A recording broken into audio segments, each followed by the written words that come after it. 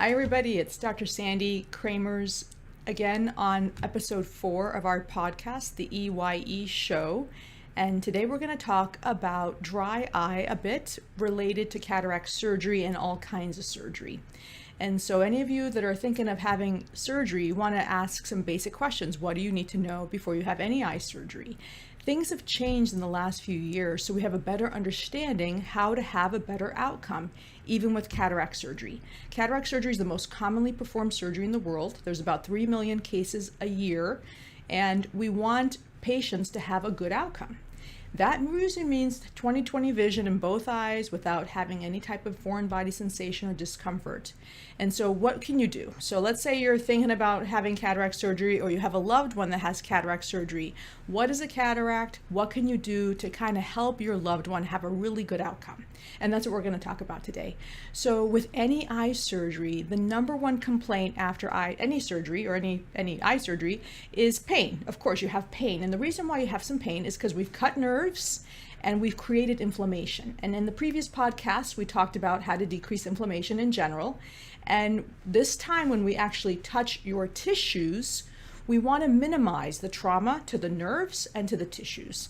And so let's talk a little bit about the eyeball here and talk about where the nerves and what we're doing. So this is an example of an eyeball. Those that are on the podcast can hear that I'm kind of describing what an eyeball looks like. There's the front surface called the cornea, and the cornea is filled with a lot of very special nerves. In the body, most nerves have insulation. So if we look at the back part of the eye, which is like the television cable that connects your TV to the cable, there is the optic nerve. And that optic nerve has an insulation, which is usually Schwann cells. And these special cells are in charge of allowing the electrical impulses to go very quickly from what you see in the world to the brain, or if it's a peripheral nerve, let's say in your fingers. If I touch a hot stove, my Schwann cells of my peripheral nerves will send the signal immediately to my brain, so I retract my hand so I don't hurt myself. And those are very important. But in the cornea, there are no myelinated nerve tissue. In other words, there's no insulation around the nerves. So when we cut the nerves, there can be sometimes a little bit of an abnormal reaction in terms of constant pain, and we don't want that. So we want the corneal nerves to basically regenerate very quickly. And so we know the younger you are, the better the nerves will regenerate. And there's been many studies and papers on this in the last few years of how quickly can you regenerate a nerve. I get this question asked a lot. You all know that if you break your spinal cord, the chance of you walking again is very low. But if you cut your nerve of your finger, the peripheral nerves, actually it can grow back. And the same thing with the corneal nerves. Most peripheral nerves grow about 1 millimeter per month. And with the corneal cells, we know that sometimes it's probably a little bit faster, but it can still take a little bit of time for the discomfort to go away. So let's say you have LASIK, which is refractive surgery. And what we do in LASIK is we literally cut the corneal nerves, the cornea. We create a little flap. So let's say this is the cornea. So imagine like there's a little kind of window. We cut into the window a bit, make a little flap in the window, apply a laser to shape the cornea and put the flap back down. That's very commonly performed. Millions of patients have that every year. The majority of patients do great, but there's a small percentage of patients that don't do well, and they continue to have foreign body sensation and sometimes chronic pain. And the same thing is true with cataract surgery. The majority of patients do great. The initial pain goes away, but in some patients, they still feel discomfort after the cataract surgery, no matter what the cataract surgeon does. And often it's not the cataract surgeon's fault, or it's not the surgeon's fault. They're being set up to the patient's being set up to have this constant pain because of factors that sometimes we can't see on our all the technology we have. So I'm going to go through some of those factors and what you can do to help with it. So here's the eye, the cornea. The lens of the eye is kind of like a lens of an old type of camera, looks like this, and it should be clear so you can see through it. And what happens as we get older, because of UV exposure, genetics, aging, trauma, inflammation, somebody that has, let's say, a history of rheumatoid arthritis or juvenile rheumatoid arthritis, or has had to use steroids, or an asthma patient that's had to use steroids, or a patient that has just general diabetes or blood sugar changes, the lens will start to turn kind of white. So cataracta is waterfall in Spanish or in Latin, and it just means like it's white. So you literally see the actual protein of the lens change under the microscope from clear to white. And if you don't do anything about it, it will actually become brown like this, even black. So I've seen many black cataracts in my life, and those patients have waited way too long, and it makes the surgery very difficult. It's interesting because in China, when I was at Harvard, there was a couple of patients I saw who had a couching procedure. And a couching procedure, which is still done in China, is where you take the cataract. It's usually very, very dense. There's obviously a lack of surgeons in China. There's so many patients there that need cataract surgery. And what they do is they take a needle, they go straight through the cornea, and they push the lens into the back of the eye, just like that. And the patient can see enough to get by. Obviously, they're not going to drive, but there's nothing there. That's it. They just push it back into the eye. So when they come to the United States, we have to try to repair, obviously, that take out the cataract and put an implant in, but that's still happening because cataract is the #1 cause of blindness in the world because there's just not enough cataract surgeons in many parts of the world. So that's what a cataract is. So when we take out a cataract, we compare it, or I compare it for my patients, of taking out a pillow out of its pillowcase. And so this lens, you can kind of see in this one on the video, you can see it. And for my patients, I'm just showing an example of a lens where there is a covering around the central nucleus of the lens. And the nucleus is the hard part of the lens. And the longer patients wait to have cataract surgery, the harder the nucleus gets. It can get to the point that it's literally like a rock, and it's very difficult to take out. So for a surgeon and for the patients, once the vision is no better than 20/40, we recommend cataract surgery because there's really no reason to wait in terms of safety profile. The sooner you have it done, the easier it's going to be, the faster the recovery. So years ago, we only had one choice to remove the cataract. Well, technically two, but the first option, the one that doctors used to do, would be basically called intracapsular cataract surgery, where they make a big incision in the cornea, they just yank the whole lens out, they rip everything out, and there's a lot of complications. So you might have heard of your grandparents or great-grandparents needing sandbags on each side of their head so they wouldn't move. I heard of those stories when I was a resident, but I think I saw 2 intracaps in my entire life, so it's very rare. Then there was the extra cap, where we actually cut open the top part of the pillowcase and then yank out the nucleus. Also very traumatic, also a lot of complications. Now we have surgery that's very refined, which is called intracapsular cataract surgery. And now there's even a state-of-the-art technology called Femtosecond, laser-assisted cataract surgery, or FLACS for short.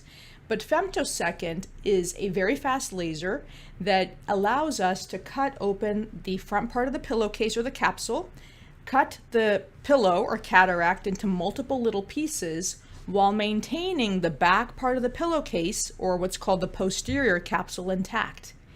And it is incredible surgery. It's been a big game changer because it generally means that the chance of a complication is very close to zero. We cannot guarantee that, but in most surgeons' hands, including my own, it's been zero complication of cataract surgery. So we're very excited about it.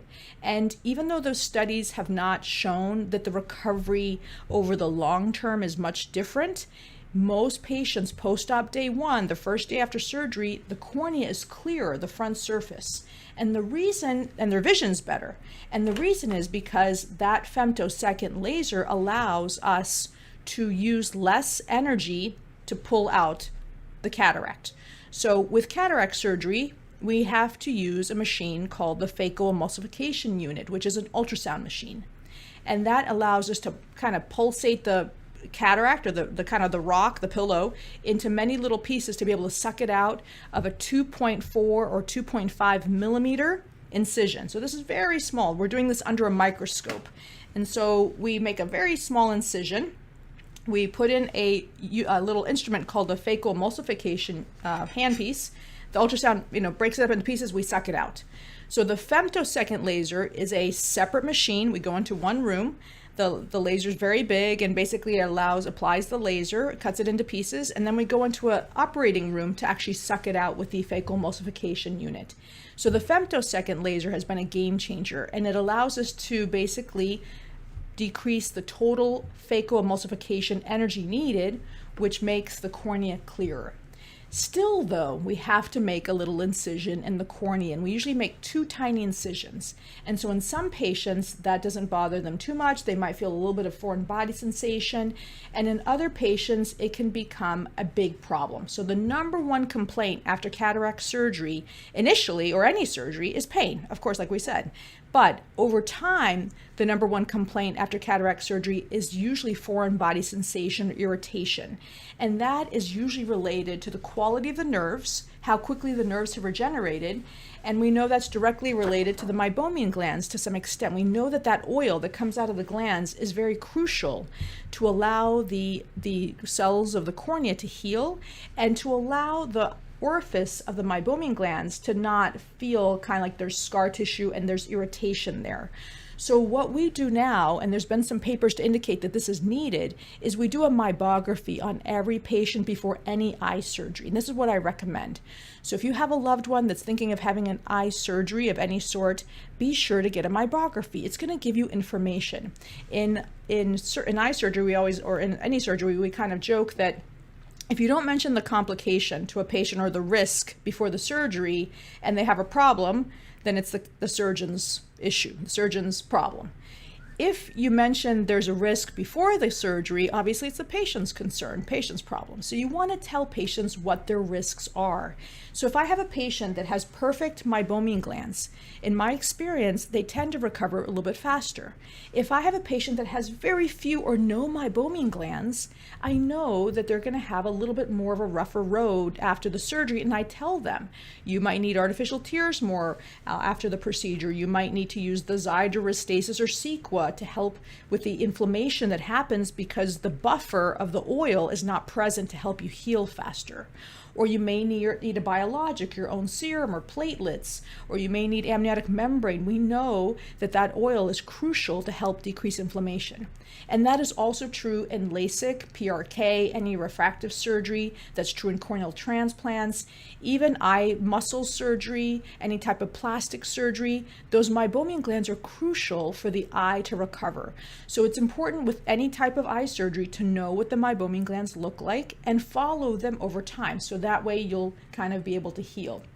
And so another word about cataract surgery, and I want to this kind of goes also into what else you can do for your loved ones.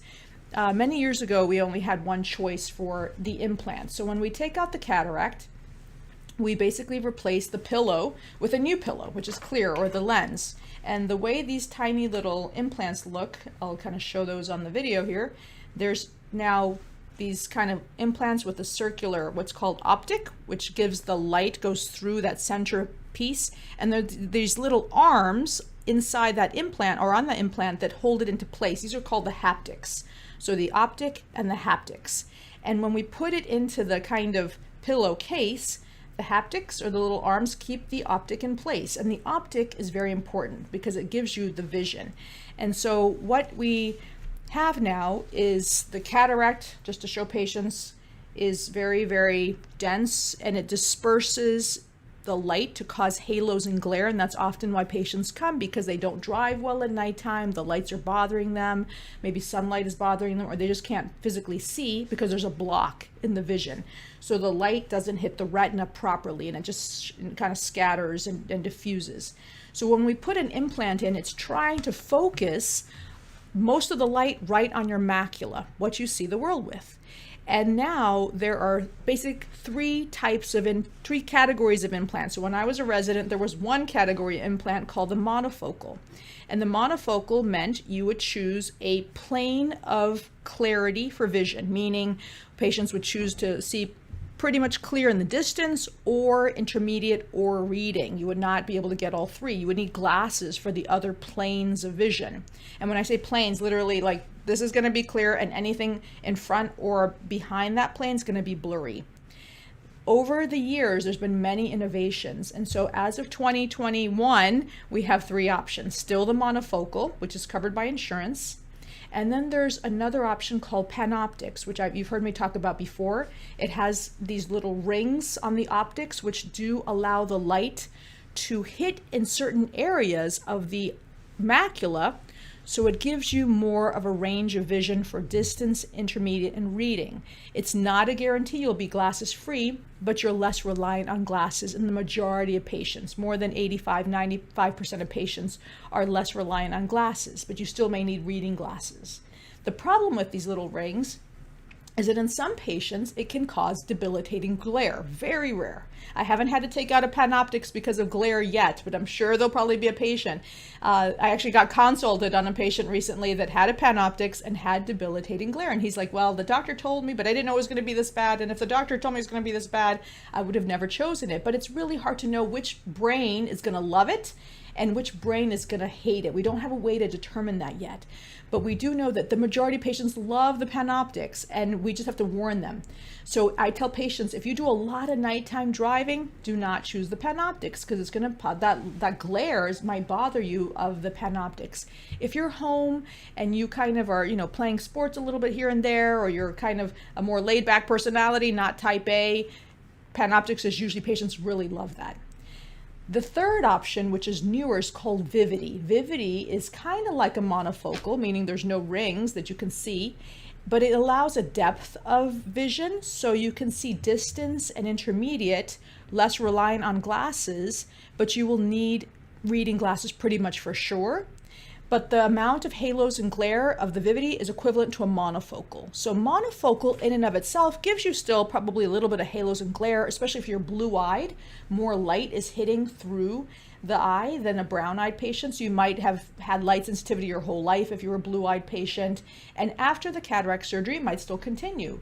So Vivity, in terms of halos and glare, according to the studies, is pretty close to the complaints with the monofocal of halos and glare, which tends to be like close to very, very minimal, but not necessarily zero.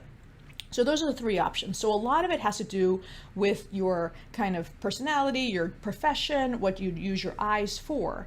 Now, let's say you have perfect glands. Let's say your Meibomian glands are perfect. You're young, you don't really have any problems, your eyeball's normal, no history of trauma. You have all those options. If you have very severe Meibomian gland atrophy, you have to understand that the quantity and quality of vision are a little bit different. In other words, the quantity of vision, you might be 20/20, and when you cover each eye, you might be very good with your vision, but the quality of vision may be very blurry because the tear film is not working. And we know the tear film is like a pair of glasses. If you are, who are listening, or anybody, I say this often, and I obviously don't want you to do that, but if you don't blink for 2 or 3 minutes, you're going to get completely blurry because the tear film is so crucial for quality of vision. So if you don't have that much oil, you may not want to invest, $2,000, which is not covered by insurance, for one of these innovative implants, because the quality may be hard to achieve what you want to achieve. And so patients with very severe dry eye need to know this and need to be aware that monofocal may be better. And then as you kind of just continuously work on the dry eye issue, you won't have felt like you wasted your money because you don't get the benefit of that new technology. So that's why the meibography is so important. For LASIK surgery, where we make that little flap in the cornea, the meibography is crucial. The first and most expensive, I should say not the first, but the most expensive lawsuit after LASIK surgery was against a doctor named Dr. Mark Speaker, who I know very well, taught me how to do LASIK at New York Eye, a great surgeon, but he had done LASIK on an airline pilot, and the pilot achieved 20/20 vision in both eyes, but was miserable because of the halos and glare. And we don't know what his meibography looked like to this day. There was no technology to see what he looked like, but I wouldn't be surprised if he looked had some Meibomian gland atrophy, or maybe his corneal nerves were not perfect. There was something that he was set up to not have a good result. And it obviously led to a big lawsuit because the pilot was not able to work again. So the more knowledge you have, the more your surgeon understands the anatomy of your eye, what the cells are doing that are hidden that we can't see, the better the outcome you're going to have. So it's very important to understand those crucial things. So for the person that's having cataract surgery, or yourself or your loved one, the things you can do are, number one, make sure you go to a surgeon that understands dry eye and understands the importance of the meibography. And you may have to ask for it and even look at it yourself. And some surgeons are not trained yet to understand meibography because it's a relatively new device. And so ask for meibography before any eye surgery. And that's what I would do for myself and for my loved ones. Number 2, I would love for patients to always, as you know, eat a low inflammatory diet, get really into shape, get your tear film working really well, do your warm compresses and blinking. Make sure the cornea has no signs of dryness. If there's signs of dryness, we try to delay the surgery until it's absolutely necessary to get the tear film to help us after surgery with a quality of vision and the comfort of the eye so you don't have any type of discomfort. And then we have now more data. So now that's number 2 and 3. And number 4 is basically consider some type of procedure like thermal pulsation, whether it's LipiFlow or iLux or even intense pulse light, to get the oil to pump out. So there's been a couple papers recently that have come out. One recently published in the American Journal of Ophthalmology that showed that LipiFlow before cataract surgery resulted in better outcomes. And I actually have the paper here. So it's highly recommended that it be done preoperatively, especially for those that do have dry eyes and meibomian gland dysfunction, because it sets you up to have a better tear film. That tear film, we know, is anti-inflammatory and has a little bit of an antibiotic component also. So those two things are really crucial to get your tear film to be kind of where you need it to be. So that's very important to think about for pre-surgery, before any LASIK, cataract surgery, corneal surgery, retinal surgery, eye muscle surgery, because you want your tear film to kind of help you right after the surgery, but also long term. So these procedures are good, not just for the short term, but for the long term, because you need your meibomian glands until you're, in the grave, because we want you to not have discomfort. So key things always remember for everybody is always never to feel your eyes. You should never notice your eyes. If you feel like you're noticing your eyes, please tell somebody, tell a surgeon, tell a doctor, tell somebody that cares about dry eye. Do something about it. I've talked about all those different options in terms of what you can do to kind of help with your tear film, help inflammation decrease, help save the meibomian glands. And so those two paths that we always talk about to help with the symptoms is save the meibomian glands and help with your symptoms. Those two paths are crucial before and after any procedure to kind of help you have the best outcome. So those are the key things that I hope help with understanding what you should know before the surgery, what you should do after the surgery. And if the symptoms are not improving, if you're really still having concerns and the eye is still bothering you, let us know. We have so much technology that really do help. With corneal nerves, it's the next generation of research. We want to be able to regrow those corneal nerves. And how do we know you have a neuropathy, or how do we know that the nerves have been cut and are not regenerating? It's really sometimes hard to tell. There's a technique called confocal microscopy. There's only a few centers in the country that have it. There's one at Harvard, I think one of University of Maryland, Stanford I think has one, Bascom Palmer has one, but these major medical centers usually have them because it's a very expensive machine. It takes a long time to do, but it measures your corneal nerves essentially. And the issue of the reason why most doctors don't have it are two. Number one, it's an expensive machine. It does take time to use. And number two, we do not have normative data yet in the database on what's normal per age. And that's going to take some time to understand that. So it doesn't necessarily change the management too much. It just helps with the understanding.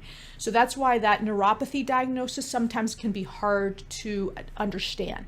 So what we tell patients is that if you never can get pain relief, let's say you have 10 out of 10 pain 24 hours a day and you can never get pain relief, meaning we give you anesthetic, you still have pain. You're in the hot shower, you still have pain. We try all the different treatments we're gonna, I've talked about, which includes autologous serum, platelet-rich plasma, cord blood serum, stem cell drops, amniotic membrane drops. You try all of those and you still have pain, you probably have a neuropathy.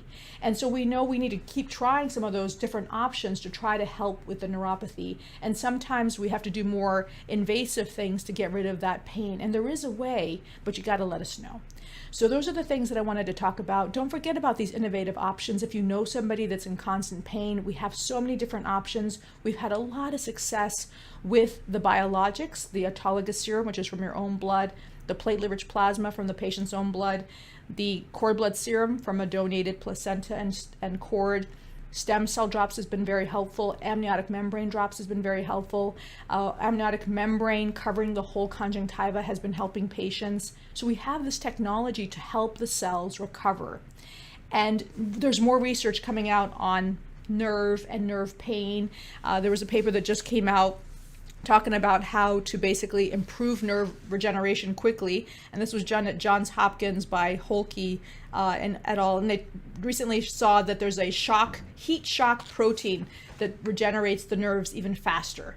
And so they're looking into see how can we make those nerves grow faster? How can we use even maybe stem cell technology, which we do use on the corneal stem cells for very severe kind of chemical burns and graft versus host. How can we use that knowledge to help heal surfaces even faster?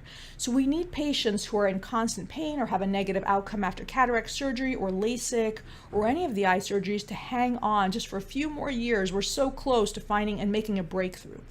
You've heard some of my research before. My research, I have an investigational research protocol because I believe we're getting really close to finding a cure for constant pain and irritation of the eye or meibomian gland atrophy, but we just need a little bit more time. I think that the secret will be in using a patient's own stem cells, combining it with cord blood serum and platelet-rich plasma. That's what we're trying to investigate. I think that combination of cells together will stimulate a patient's own cells to start working and even allow new cells to be produced that help heal nerve tissue and other tissue that has been damaged or atrophying from any type of injury, whether it's surgery, whether it's aging, whether it's Accutane, whatever. We think there's a way to help, so don't give up.